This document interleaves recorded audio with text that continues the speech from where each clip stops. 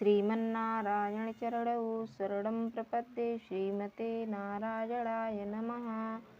राधे राधे, जय श्री कृष्णा। मित्रों, आप सभी लोग कैसे हैं? आशा करती हूँ कि हमारे लड्डू गोपाल जी की कृपा से आप सभी लोग स्वस्थ होंगे, मस्त होंगे।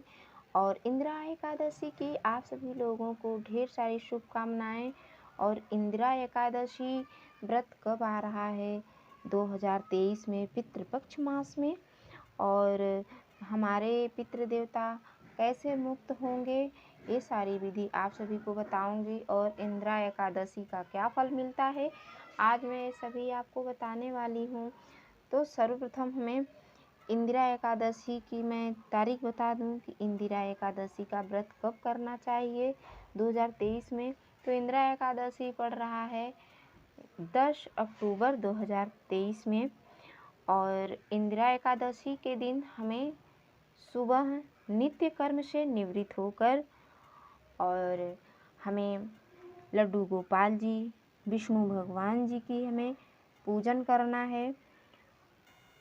जैसे हम नित्य दिनचर्या में हम जैसे लड्डू गोपाल जी की सेवा करते हैं, हमें ऐसे ही एकादशी के दिन भगवान जी को सुबह अपने स्नान ध्यान करके फिर अपने लड्डू गोपाल जी को स्नान कराना है अच्छे से। जैसे हम रोज़ इनकी सेवा करते हैं, हमें ऐसे ही इनकी सेवा करनी है अपने बाल गोपाल जी की।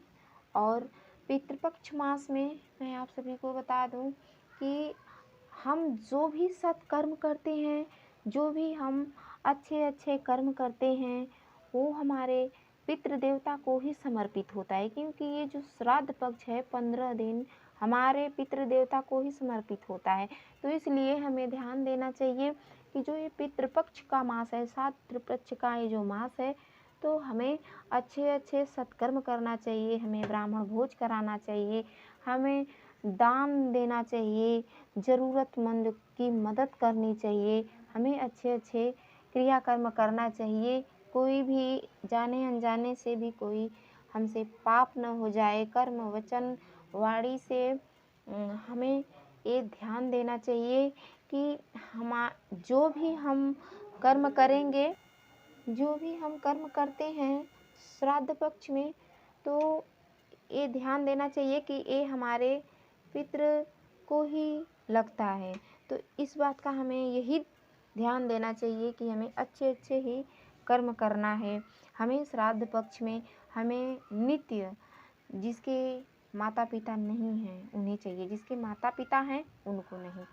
तो यही चाहिए कि हमें पानी देना चाहिए अपने पितरों को। और हमें सबसे पहले सुबह सुबह उठ के 15 दिन अपने घर के मेन गेट पे हमें जल ज़रूर देना चाहिए। इसलिए कि बड़े अपेक्षा से हमारे पूर्वज, हमारे पितर हमारे मेन गेट पे ही आते हैं, इसी आस में कि हमारे वंशज हमें कुछ देंगे। लेकिन जब उन्हें कुछ नहीं मिलता है तो वो नाराज़ होकर चले जाते हैं। पहला आदर भाव यही होता है, कोई भी घर पे आए तो उन्हें पानी देने का, जल देने का। तो इसलिए हमें सुबह सुबह थोड़ा सा जल, हमें ये काला तिल मिला के हमें अपने गेट पे थोड़ा सा जल ज़रूर गिराना चाहिए, ज़रूर अर्पण करना चाहिए अपने पितृ देवता के नाम पे। क्योंकि हमारे पितृ देवता हर एक रोज़ हमारे सुबह सुबह गेट पे इसी आस में आते हैं कि हमें कुछ मिलेगा अपने घर से।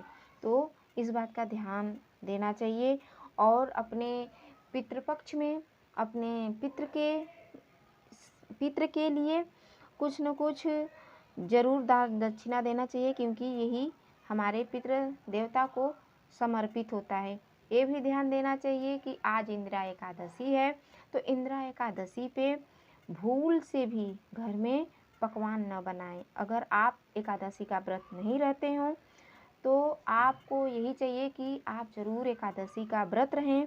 और एकादशी का व्रत जो आप उनका फल हो एकादशी का, उस एकादशी का फल भगवान से यही विनती करना चाहिए कि हे प्रभु, जो भी एकादशी का फल है हमारे पितरों को ये समर्पित हो। इससे हमारे भगवान को भी खुशी होती है और इससे हमारे पितृ देवता भी खुश होते हैं। इंदिरा एकादशी पे हमें, क्योंकि इंदिरा एकादशी के दिन हमें भूल से भी पकवान नहीं बनाना चाहिए, जैसे भोजन घर में कुछ भी नहीं बनाना चाहिए, क्योंकि आज इंदिरा एकादशी है। तो आज यही चाहिए कि अपने पूर्वजों के निमित्त हमें एकादशी का व्रत रहना चाहिए। एकादशी के व्रत से हमने ये पुराणों में सुना है, एकादशी की ही कथा में, कि अगर किसी की अधोगति हो गई हो और ये पता चल जाए, तो अगर उनको एकादशी का व्रत करके उनके निमित्त दान कर दें तो उनकी मुक्ति हो जाती है। आ गया है वो समय, ये इंदिरा एकादशी, क्योंकि ये पितृपक्ष श्राद्ध पक्ष में पड़ रहा है। अगर जिनके भी पूर्वज अगर अधोगति के प्राप्त हुए हैं, अभी उनकी मुक्ति नहीं हुई है, अगर उनके घर के कोई एक सदस्य भी अगर ये एकादशी का व्रत निष्ठा भाव से रहे, श्रद्धा भाव, प्रेम भाव, भक्ति भाव से भगवान जी का व्रत विष्णु भगवान जी का करे, और ये व्रत पारण के दिन अगर भगवान को यही कहे, हे प्रभु, जो भी ये व्रत का फल है हमारे पितृ देवता पे जाए, तो अवश्य ही उनकी मुक्ति हो जाती है, वो मोक्ष के प्राप्त हो जाते हैं। तो आज मैं आप सभी को सरल पूजा विधि बताऊंगी इंदिरा एकादशी पे कैसे करना है, क्योंकि इंदिरा एकादशी के दिन हम इसलिए भोजन बनाने को मना कर रहे हैं, क्योंकि आज हम फल ही ग्रहण करेंगे, जल ग्रहण करेंगे, तो इसलिए हम भगवान को भी अन्न नहीं दे सकते और अपने पितृ देवता को भी अन्न नहीं दे सकते। आज हमारे पितृ देवता का भी फलाहारी ही भोजन रहेगा। तो इसलिए हम देखिए, अपने खुद भी हम व्रत रहते हैं और हमारे भगवान भी एकादशी का पालन करते हैं, तो हमारे पितृ देवता भी पालन ही करेंगे।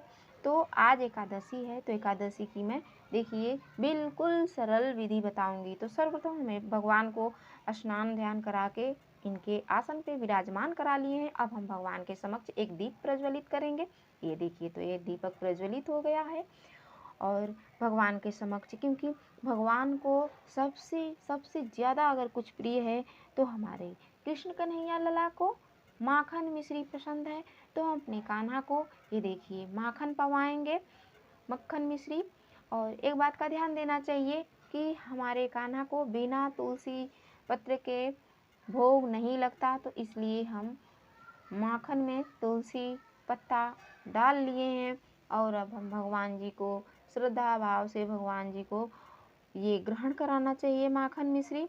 तो हम भगवान जी को ऐसे पवाएंगे, ऐसे ही चाहिए कि हम अपने कृष्ण कन्हैया जी को माखन मिश्री पवाएं बड़े श्रद्धा भाव से। श्री कृष्ण गोविंद हरे मुरारी, हे नाथ नारायण वासुदेव।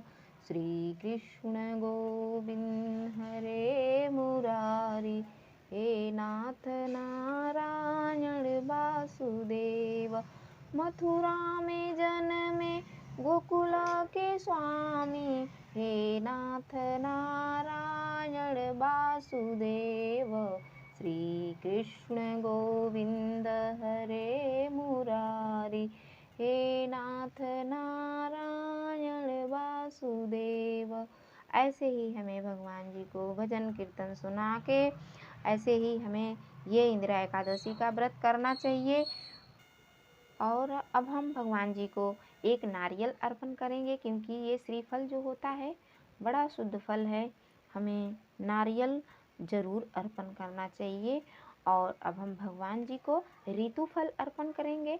ये मौसम्बी, ये संतरा और सेब, केला, कदली का जो फल होता है, ये हमें भगवान जी को एकादशी पे ज़रूर अर्पण करना चाहिए, क्योंकि जो एकादशी का ये जो व्रत है, हमारे सत्यनारायण भगवान विष्णु जी का ये जो पूजन होता है, क्योंकि कहते हैं ना, चढ़त प्रसाद सवायो, कदली फल मेवा, धूप दीप तुलसी से, राजी सत्य देवा।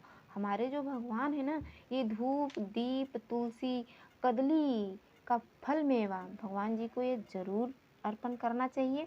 और ये हम अर्पण कर दिए हैं। और हमें दक्षिणा रखना नहीं भूलना चाहिए, क्योंकि अगर हमारे पूजा पाठ में कोई भी त्रुटियां हो जाती हैं तो ये दक्षिणा ही ये पूर्ण करती हैं। तो इसलिए हमें एकादशी का व्रत बड़े निष्ठा भाव से करनी चाहिए। और हमें एक बात का ध्यान रखना चाहिए कि दिन में हमें कभी नहीं सोना चाहिए इंदिरा एकादशी पे, और हो सके तो हमें रात्रि जागरण करना चाहिए। और अगर हम पूरी रात्रि जागरण नहीं कर सकते तो कम से कम आधी रात तक तो हमें जागरण करना ही चाहिए। और 11 तारीख को हमें सुबह 6 बजे से 8:30 बजे तक पारण का समय है। मैं आप सभी को ये बताने को बोली थी तो आप सभी को बता दी। और ये वीडियो आप सभी को अच्छा लगी हो तो लाइक सब्सक्राइब करना ना भूलें। कमेंट में हमें लिखकर ज़रूर बताएं कि ये वीडियो आप सभी लोगों को कैसी लगी। राधे राधे, जय श्री कृष्णा।